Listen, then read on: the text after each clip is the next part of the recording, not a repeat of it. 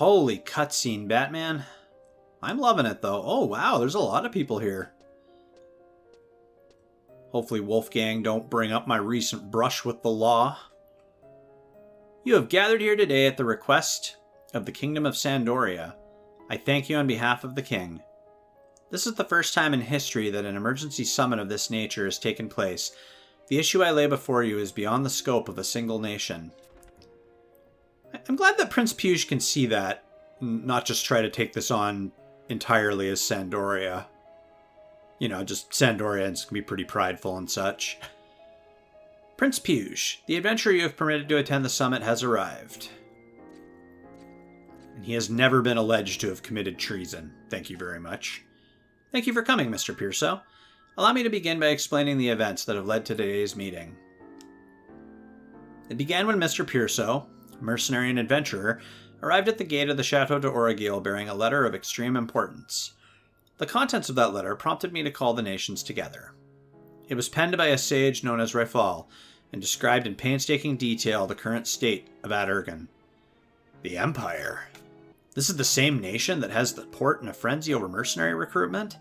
The very same. I speak of the Near Eastern nation, the Empire of Aht Urghan. Aht Urghan is now under pressure from 3 separate beastmen armies, and Al-Zabi, the mighty capital itself, is in danger of falling. Great Altana. The Silent Empire. It was once called that. You may have been too young to know this, Your Highness, but the rest of us should remember. I am aware of the term. In the time of the Great War, the Empire possessed an army greater than the combined forces of the allied nations. Yet not a single soldier was sent in response to calls for aid. My apologies, you are well versed in history. But knowing this, you should also know that we have no obligation to lift even a finger for Aht Urghan, no matter how serious her predicament. Yeah, I figured that would come up. Why, Volker, always so calm and cool. You've grown hot and bothered, and your speech is most cruel. You should understand, Dr. Shentoto. You were there on that battlefield. Who knows how much suffering could have been avoided if we'd had the help of the Empire? On the contrary, my dear musketeer, we owe them more than you can imagine, I fear. What do you mean? I too am curious to know what she means. Aht Urghan has taken many countries under her yoke. A ferocious nation that has even bared fangs at the far eastern folk. Calling the Empire to help in our cause would be like freeing us from demons in return for dragon jaws. That may be true, but even the close relationship Aht Urghan had with Tavnazia. That subject is not the issue here, I know. Dr. Shentoto, why did Windurst open Mora's port to the Empire? My nation's actions are none of your concern. At least we have a backbone. When will Bastok learn? Oh, fighting words. You go too far, Dr. Shentoto. Enough! I did not call you here to speak of possible troop contributions. Then why are we here, Your Highness? Our main concern is the treasure thought to be at the center of this conflict, the Astral Candescence.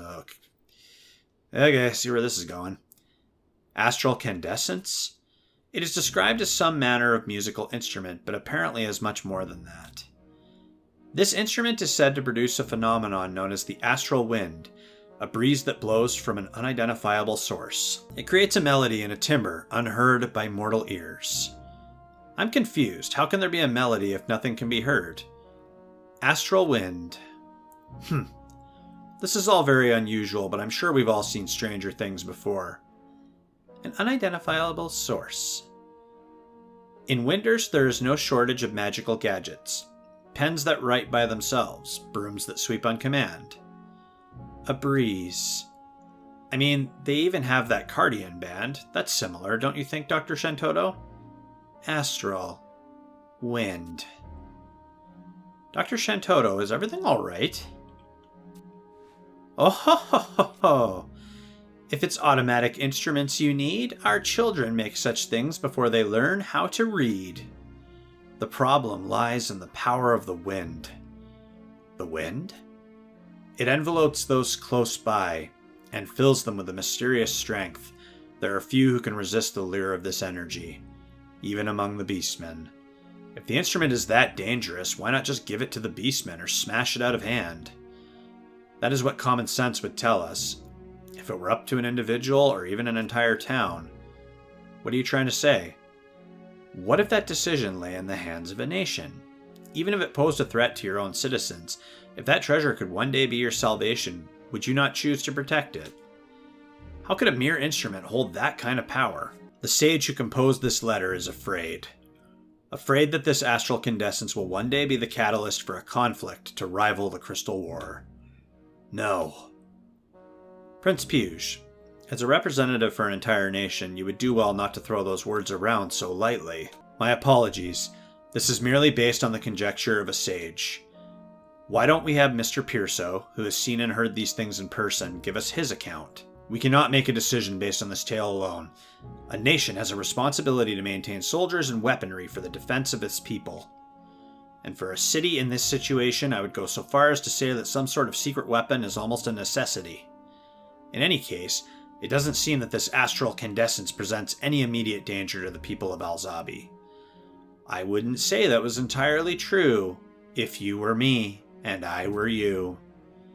Mrpierso, I came to a conclusion after you left the chateau. I wish to hear your honest opinion. Give Piyush your honest opinion. I got things to say, I got ideas. Excellent, I knew asking you here was the right decision. I rely upon your vast experience as an adventurer. What is the astral condescence? If it is such an important treasure, then why not secret it away inside the palace instead of placing it in the area most vulnerable to beastmen attacks? I sense some hidden purpose for this dangerous object. Yeah, to be fair, that is kind of weird. It's just in some random accessible building rather than like hidden away in some kind of vault. Do you have any thoughts on the matter, Mrpierso?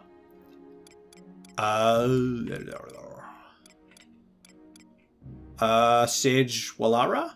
Sage Walara, what manner of person is this? I see. The father of the Walara philosophy and an alchemist of great renown. I alone do not possess all the answers. Let us ponder the mysteries of the universe together. Shared knowledge is the shortest path to enlightenment. Not a philosophy that would appeal to my brother. Is Prince Treon somehow involved? Forgive me, I was merely thinking aloud. Oh ho ho! Too much time in the cathedral for Destin's little boy. The mind is a tool you must sharpen, not a child's toy. Do you mock me, Dr. Shentoto? You look for your answers in all the wrong places. Shall I bring a little hope to your long, dreary faces? What are you hiding, Shentoto? The servants of Walara control the Hall of Binding, the treasure's little nest. The Hall of Binding is defended by the Serpent Generals, the best of the best. The Serpent Generals. A name I have heard. Each one is said to be worth 1,000 soldiers. That person at the Walara Temple did say that it was very restricted access. Only the Serpent Generals had access. If I'm remembering that correctly. The astral condescence is strictly monitored by the Walara Temple according to the adventurer's speech. But the treasure is kept in an area that the beastmen can easily reach. And there we find the Serpent Generals, the strongest of the strong, plus mercenaries like Mrpierso to help them, if I'm not wrong. Yes, there does seem to be some contradiction to be found here. You see, this is a huge game of set the trap and wait, and the astral condescence is the very tasty bait. Of course! Why didn't I see it? But wait, this creates a whole new set of questions. Why would they want beastmen in the city? There are some things that even I cannot divine. It's time to sit back and wait for a sign. But it does seem that this problem lies at the center of some grand plan. Without concern for the people of Alzabi, we need more information. Yes, an individual of keen wits and sharp senses. My lords, I have a suggestion. Mrpierso is employed as a mercenary in the Empire. However, he is a distinguished adventurer who will not sell his principles for a bag of gil. Well, how much gil are we talking here? I point to the safe delivery of the sage's letter as proof of his dedication. A long journey without promise of reward. and I am sure that all of you present have had numerous beneficial dealings with adventurers. They have earned our trust and respect. This is why I put forth the motion that we have Mrpierso return to the Empire and fight as a mercenary. We cannot allow any more blood to be spilled by beastmen, even should that blood belong to another nation's people. And if Mrpierso can improve his standing enough to bring him closer to the Imperial Palace, we may learn the ultimate goal of the Empire. So basically, you want me to be a mole. Can't say I didn't see that coming. You'll find no argument here. Adventurers have been the quiet heroes in many of Bastok's darker moments. An idea that creates less work for us will not find me making a needless fuss. It's such a manager decision. I could push most of my work off onto you? Sold. How does the Duchy of Jeuno stand on this? In agreement. The linking of our auction house services has strengthened the ties between Jeuno and the Empire, but economical matters are superseded by politics. All in favor? One moment. As Rifal warned, this problem is not likely to remain constrained within the borders of the Near East. All the lands of Vanadiel, including our 4 nations. Urghan is the word for world in the language of Aht Urghan, and this lurking threat could plunge it entirely into chaos. We lay this mission before you, Mrpierso. Will you consent to take up this burden? What am I, a donkey? I love some of the responses they came up with. They're so silly. At least Square Enix has a sense of humor. One I can get on board with. That's what I'm here for, man. It's what I do. You can count on me, sir. You have our thanks, Mrpierso. Naturally, we will do all in our power to aid you in this task. It is a trifling amount, but perhaps you might use this Aht Urghan coin on your travels.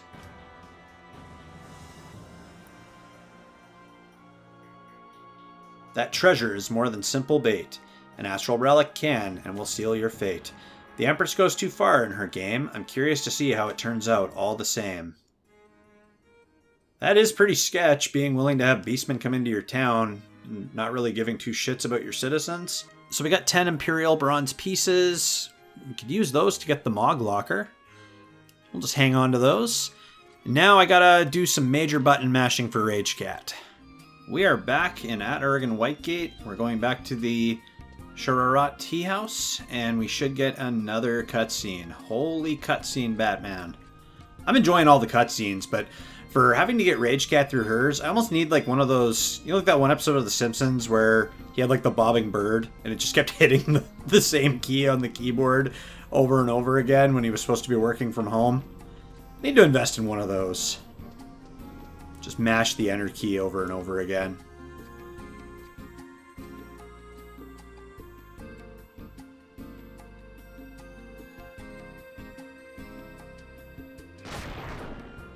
Greetings.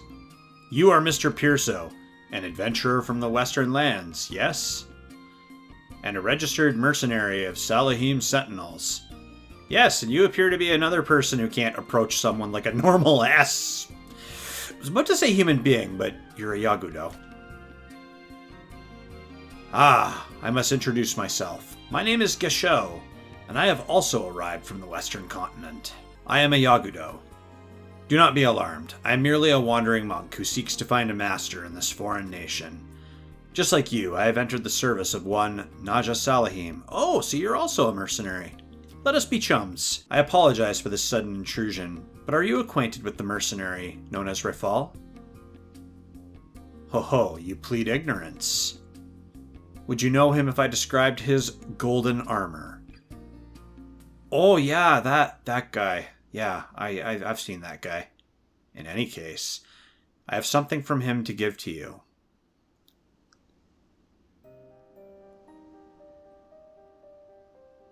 The Empire of Aht Urghan and the nations of the Far East have been at war for decades. That is a long time to be fighting. Such a conflict would drain the resources of both sides and put considerable strain on the citizenry. They are indeed suffering. Particularly in the Far East, this war has exacerbated several other serious matters. The same must be said of Aht Urghan. Despite the size and strength of their army, they must still look to foreign shores for mercenary reinforcement for the defense of the capital. The armies of both nations have met on the field of battle numerous times, building trenches and fortifications to stall the advance of the enemy. Now the front line can move neither forwards nor backwards. Trench warfare. If I were the Empress, I would want a weapon of great destructive force or some sort of magic. Or even send spies to the enemy cities or main travel routes to destroy their supply lines. Both sides have those options, of course. Why do you grow silent? Have I said something untoward? No, it just is sometimes hard to believe you are a simple mercenary when such talk of strategy escapes your lips. Ah, you are right. I must be more careful. I am not the only one, it seems. You are rather well versed in the Far Eastern predicament, considering you are meant to be a Mindarshan Yagudo. Nay, I merely repeat what I have heard. We should be focusing on, Gesho, what is wrong? A skulker in the shadows. Show yourself! Travalace? You know this man? None of y'all know how to just approach like a normal person. Puge. What has he told Kurilla? No. Haver was the one who... Great Altana. Is something wrong? Gesho, I am sorry to cut our conversation short, but I must return to Sandoria. It sounds serious. Has something befallen your homeland? What has that to do with the likes of you? My apologies. I have overstepped my boundaries. Look at that sad Yagudo face. No, I had no cause to berate you so. This man is a knight of Sandoria. My name is Travals. Please forgive my intrusion. You move like one trained in the far eastern art of the ninja. You have a keen eye. Travals will stay here for a time. Please contact him if you have need of me. Understood. Although we stand on different sides of the wall, we are both patriots. I am certain we shall meet again. Let us continue our conversation anon. Yes, I would like that. Farewell, Royfel. You must not keep your countrymen waiting. I am in your debt. Farewell, Gesho.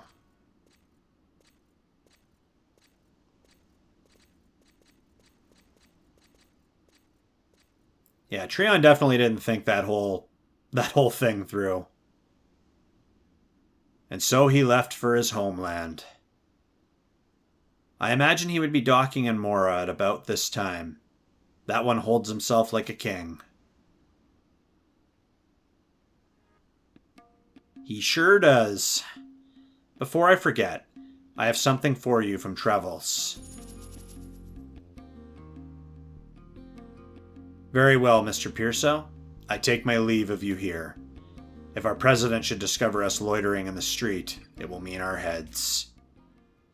Of the 4 nations of Altana have gathered in Jeuno for an emergency summit. And you are certain one of our mercenaries was seen there. Oh dear. Yes, your magnificence. You have served us well. You may go. Dismissed, sir.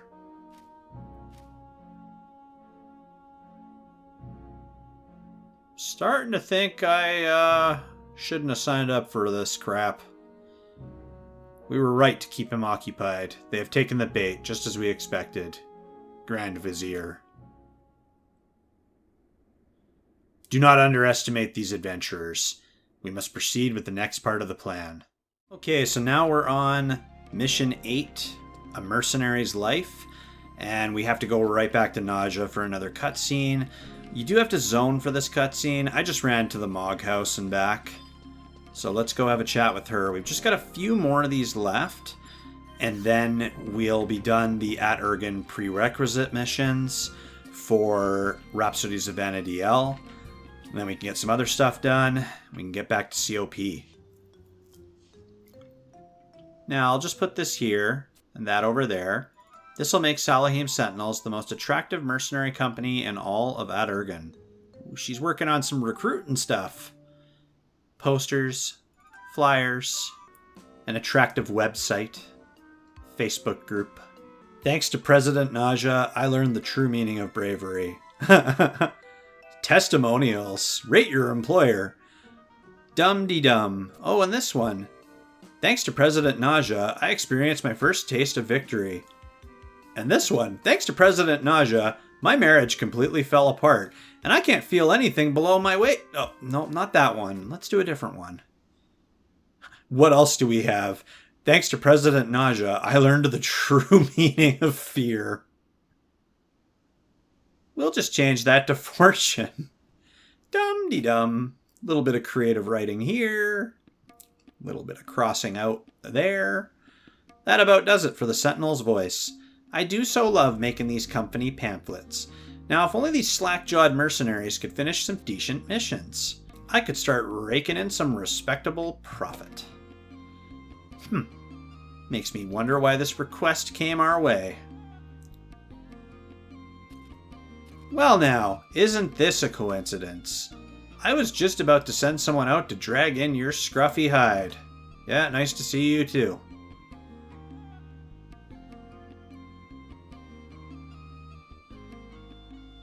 As you might know, our company is well respected throughout the Empire.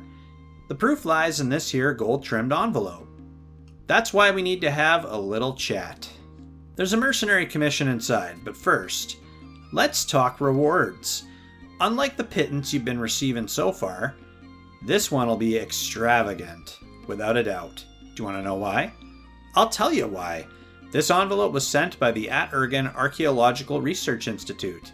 This request likely originated from the Empress herself. Don't tell me you've never heard of the AARI. I can't say I have. They've been conducting investigations within the ruins of Al-Zadal. The what? I'm a bit shaky on the details, but aside from the Oldham remnants in the Adiwa subterrane, there's another sprawling set of ruins not that far from here. That site is called the Ruins of Al-Zadal. If you travel to the northwest of Bathlaw Thickets until you can see the waters of the sea and deep, you'll find the tunnel entrance. Until recently, the Empire had forbidden entry to the ruins, a rule enforced by the immortal stationed at the entrance. But now, with investigations completed in that section, the undersea ruins have been opened to the public. That means that even nobodies like you can feast your peepers on the remains of an ancient civilization for the small fee of 1 imperial silver piece. Supposedly this fee goes directly towards funding for the AARI, but who knows where all that loot is really going. Okay, so it's kind of like going to like a national park or like a museum or something. What's the AARI again? I forgot. What do you think of when someone mentions the alchemists of the Imperial Palace? For myself, I always imagine a guy wearing an apron covered in chemical stains. I think of that when someone mentions a meth lab. Performing the same experiments day after day after day. A tireless researcher type. The AARI is supposed to be full of people like that. But listen to me ramble on. Basically all you have to know is that they're under the direct authority of the Empress. See what I'm saying? We have the chance to make a small fortune and get on the good side of the Imperial government. Try not to mess it up. Gotta get them contracts signed. Gotta get them papers. Oh, I suppose I better tell you about the request itself. They want me to send a mercenary to patrol the Al-Zadal ruins. I hear that some unfriendly local creatures have been holding up the rest of the investigation. That doesn't surprise me in the least. You've been showing some decent results lately, so I've chosen you for the job. I love how literally I've just been running around doing cutscenes. I haven't even really done anything. This could be a big opportunity for fame and fortune. This kind of work should be a walk in the park for a strapping mercenary like yourself. Oh, I've gone from a nobody to a strapping mercenary. Failure is not an option. Al-Zadal, Undersea, Ruins. Are you hard of hearing? Hop to it, soldier. And then she hit me with the mace, and when I asked her if we had an HR department, she just laughed and hit me again. Why would someone ask for Mr. Mrpierso by name?